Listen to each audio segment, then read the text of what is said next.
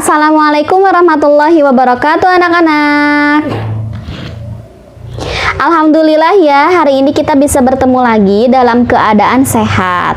Oke, sudah siap untuk belajar hari ini? Siap? Alhamdulillah kalau sudah siap. Hari ini kita mau mempelajari pelajaran Al-Quran hadis ya.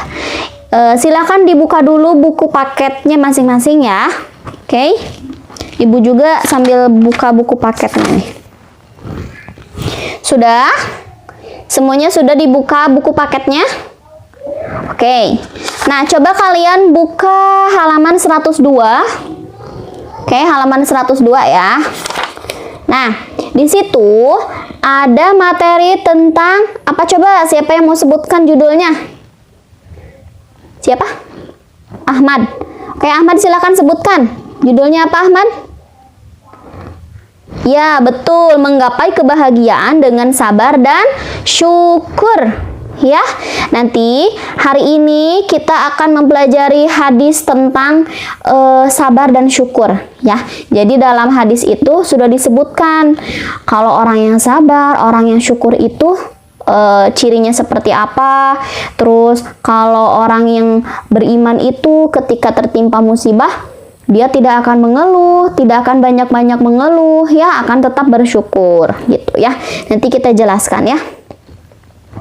Oke, sekarang kalian simak dulu, kalian baca dulu masing-masing buku paketnya dari halaman 102 ya sampai halaman 104. 102 sampai 104 kalian baca dulu masing-masing hadisnya, artinya, dan kandungannya. Nanti jika ada yang ingin ditanyakan boleh untuk acungkan tangan. Setelah itu baru ibu jelaskan. Oke? Ngerti? Oke.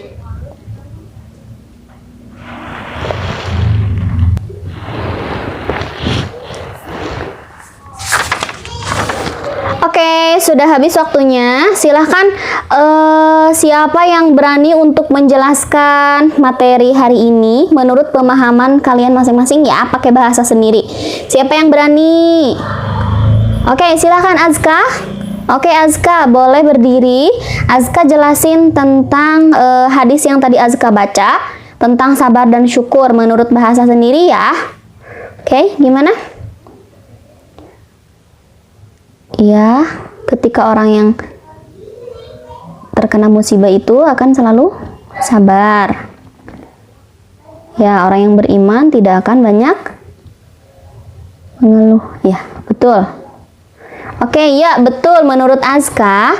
Ya, jadi menurut Azka itu ketika seseorang terkena musibah ya akan selalu sabar. Terus ketika orang sedang diberikan kenikmatan oleh Allah Subhanahu wa taala akan tetap ingat ya, jangan sampai kita kembali kepada Allah atau ingat kepada Allah itu hanya ketika terpuruknya saja atau ketika kita sedang di bawah saja, kita sedang diberikan kenikmatan sehat, rezeki, harta yang berlimpah gitu ya. Harus tetap ingat kepada Allah. Nanti ketika kita bersyukur ya, walaupun misalnya kita lagi di bawah nih, lagi tertimpa musibah, kita tetap bersyukur, nanti sama Allah akan diberikan kenikmatan suatu saat nanti gitu. Betul Azka, hebat. Terima kasih Azka. Oke, nah jadi hari ini Ibu akan menjelaskan isi kandungan hadis ya. Isi kandungan hadis tentang indahnya sabar dan syukur. Ya, oke, kalian tadi sudah membacanya, jadi kalian sudah ada gambaran nih tentang sabar dan syukur. Jadi ibu hanya akan memberikan penguatan kepada kalian ya. Oke, nah ibu akan bacakan hadisnya ya. Oke, dari hadis riwayat Muslim dari Abu Yahya Suhaib bin Sinan. An Abi Yahya Suhaib bin Sinan, qala Rasulullah sallallahu alaihi wasallam, ajaban li amril mu'mini inna amrohu kulluhu khairun wa laysa dzalika li ahadin illa lil mu'minin in asabathu sarra'u syakara fakana khairal lahu wa in asabathu dharra'u sabara fakana khairal lahu. Rawahu Muslim. Hadis riwayat Muslim. Oke. Artinya, dari Abu Yahya Suhaib bin Sinar radhiyallahu anhu berkata, Rasulullah Shallallahu alaihi wasallam bersabda, alangkah mengagumkan keadaan orang yang beriman, karena semua keadaannya membawa kebaikan untuk dirinya. Dan ini hanya ada pada seorang mukmin. Jika dia mendapatkan kesenangan, dia akan bersyukur. Nah, ya, kalau mendapat kesenangan jangan sampai lalai sama Allah ya. Maka itu adalah kebaikan baginya, dan jika dia ditimpa kesusahan, dia akan bersabar, betul. Maka itu adalah kebaikan baginya. Hadis riwayat Muslim. Hadis ini menjelaskan gimana coba? Hadis ini menjelaskan betapa besarnya keutamaan bersyukur di saat senang, ya, dan bersabar di saat susah, ya. Orang yang beriman itu, ya, ketika ditimpa masalah, musibah, akan tetap bersyukur karena dia itu yakin, oh, Allah itu memberikan cobaan kepada aku, berarti ada hikmahnya nih, pasti ada kebaikan di dalamnya. Mungkin saja kita belum mengetahuinya gitu ya, hikmah apa sih? Nanti kita akan mengetahui ketika kita sudah taat kepada Allah ya. Jadi ketika kita tertimpa musibah, kita harus tetap sabar, jangan banyak mengeluh. Mengeluh boleh saja, tapi tidak boleh berlebihan, karena manusia itu tempatnya salah, tempatnya mengeluh. Wajar saja kalau manusia itu mengeluh, tapi jangan banyak-banyak, jangan terlalu sering, jangan sampai menjadikan kita putus asa ya. Oke. Nah, kedua sifat ini, sabar dan syukur ini merupakan penyempurna keimanan seseorang. Ya, ketika orang itu beriman, taat beribadah, dia tidak akan melalaikan dua sifat ini, sabar dan syukur. Sabar dan syukur ini saling keterkaitan, saling berdampingan, ya. Oke, Abdullah bin Mas'ud berkata, iman itu terbagi menjadi dua bagian. Sebagiannya adalah sabar dan sebagian lainnya adalah syukur. Oke, ada kan di buku paketnya ya? Oke, ibu juga ini baca di buku paket. Oke, dalam Al-Quran Allah Subhanahu wa Ta'ala memuji secara khusus hamba-hambanya yang memiliki dua sifat ini sebagai orang yang bisa mengambil pelajaran ketika menyaksikan tanda-tanda kemahakuasaan Allah. Ada dalam Al-Quran surat apa coba tentang sabar dan syukur? Pendek sekali loh. Oke, ada dalam Quran surat Luqman ayat 31 yang isinya inna fi dzalika laayatil likulli sabarin syakur. Sesungguhnya pada yang demikian itu benar-benar terdapat tanda-tanda kemahakuasaan Allah bagi setiap orang yang sangat sabar dan bersyukur ya. Oke anak-anak, dalam hadis yang tadi ibu sebutkan, hadis riwayat Muslim, disebutkan bahwa seorang mukmin itu, kehidupan seorang mukmin itu bernilai ibadah dan pahala di sisi Allah Subhanahu wa Ta'ala.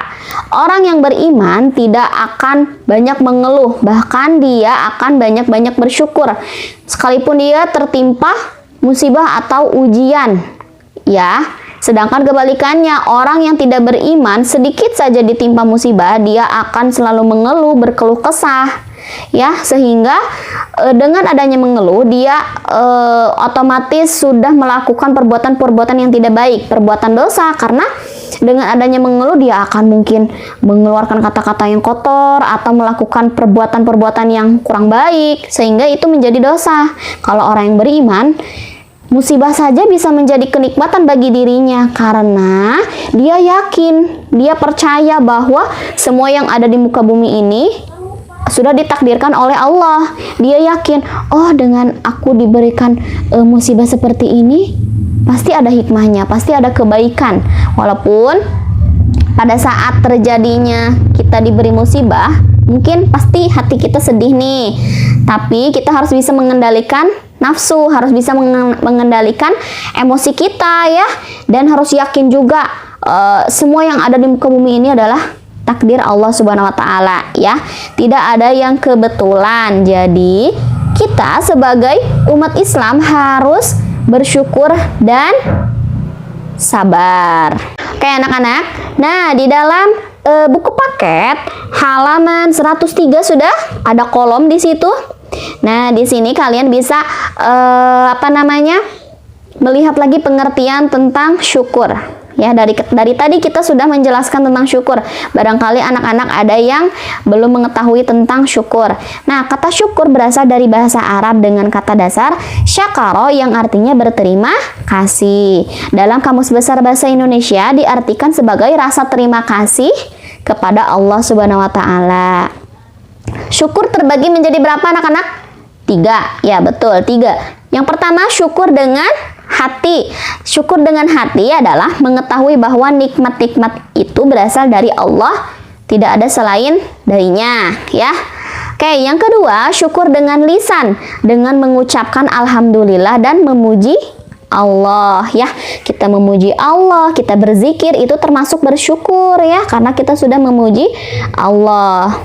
Kemudian syukur dengan jasmani. Ya, syukur dengan jasmani ini tidak mempergunakan setiap anggota badan dalam kemaksiatan, tetapi untuk ketaatan kepadanya, termasuk juga mempergunakan apa yang diberikan oleh Allah Subhanahu wa taala berupa kenikmatan dunia untuk menambah ketaatan kepadanya. Contohnya, nih anggota tubuh kita. Kita punya mata, kita punya hidung, kita punya tangan, telinga, ya, dipergunakan dengan yang baik-baik. Mata melihat sesuatu yang baik, telinga mendengarkan kajian, mendengarkan